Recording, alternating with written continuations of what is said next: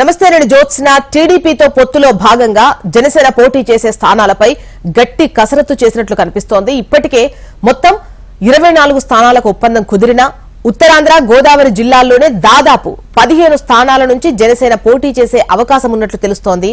అయితే జనసేనకు ఉత్తరాంధ్రపై ఉన్న పట్టు కారణంగానే కేవలం దక్షిణ కోస్తా సీమ జిల్లాల్లోనే 9 సీట్ల నుంచి జనసేన బరిలో దిగే అవకాశం ఉన్నట్లు తెలుస్తోంది.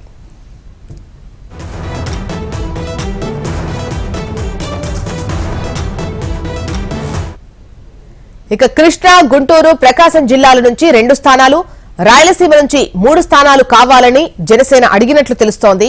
కృష్ణాలో విజయవాడ వెస్ట్, అవనిగడ్డ, గుంటూరు పశ్చిమ లేదా తూర్పు, ప్రకాశంలో దర్శి, గిద్దలూరు లేదా చీరాల కావాలని అడిగినట్లు ప్రచారం జరుగుతోంది.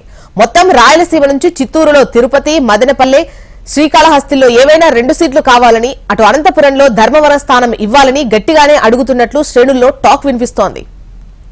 అయితే టీడీపీతోనే జనసేన పొత్తు కుదిరినా ఏ స్థానాల్లో జనసేన పోటీ చేస్తుంది అనే ఆసక్తి నెలకొంది.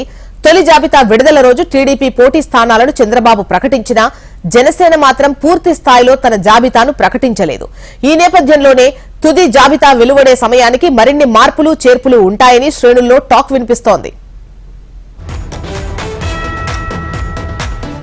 ఇక మరిన్ని వివరాలు రాజేష్ మనకు అందిస్తారు. రాజేష్, చెప్పండి, పొత్తులో భాగంగా జనసేనకు 24 అని ప్రకటన చేసిన అందులో 5 స్థానాలకు సంబంధించి మాత్రమే అభ్యర్థుల్ని ప్రకటించింది జనసేన. ముఖ్యంగా అంటే అటు టీడీపీ ఉన్నటువంటి స్థానాలు కొన్నిటికి సంబంధించి కూడా జనసేన ఆ స్థానాలు అడుగుతున్నట్లయితే టాక్ వినిపిస్తోంది. దీనికి సంబంధించి మీ దగ్గర డీటెయిల్స్ ఏంటి?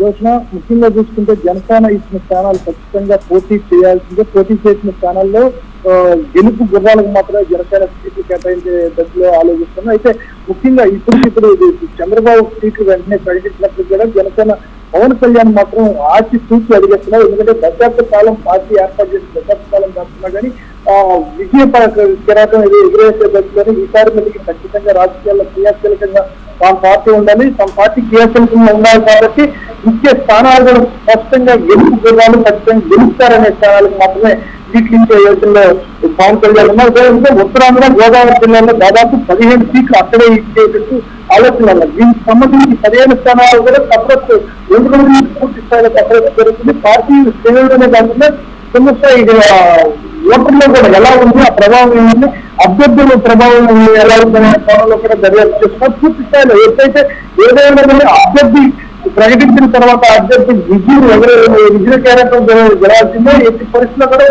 వెనుదిగే పరిస్థితి లేకుండా సమన్వయంతో ముందుకు సాగేందుకు పూర్తి స్థాయి పవన్ కళ్యాణ్. రైట్ రాజేష్.